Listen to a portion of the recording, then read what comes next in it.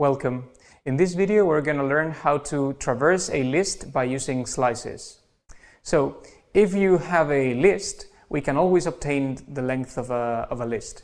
And if we want to implement a traversal through a list in a recursive way, we can always begin by removing elements from any list until the list has a size 0.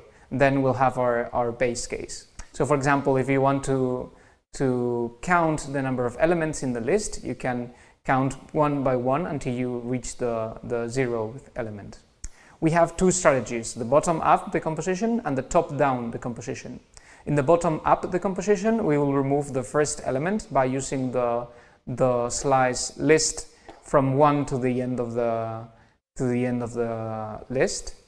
And at the bottom-up, the top-down decomposition will remove the last element at every time until we have the empty list. So if we use a bottom-up decomposition, we will have the list spanning from the first to the last element, and then we will remove the first element and we can analyze the first element again, and so on and so forth until we have no elements to analyze, or we have the list of size 1 or size 0.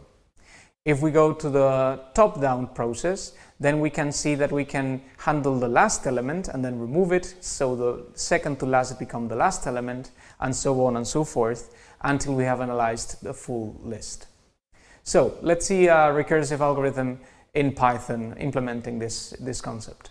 If we have a bottom-up traversal, then the base case is always going to be the same, is the list empty, and then we will handle the empty case.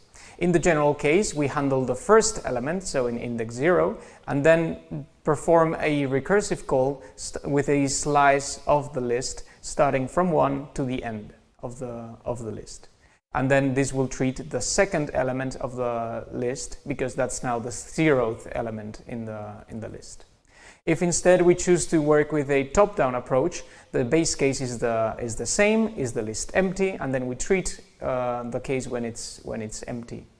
And otherwise we use the general case in which we treat the last element of the list and then perform a recursive call by removing the last element in the list with this slice from 0, which is implicit, to -1, not included.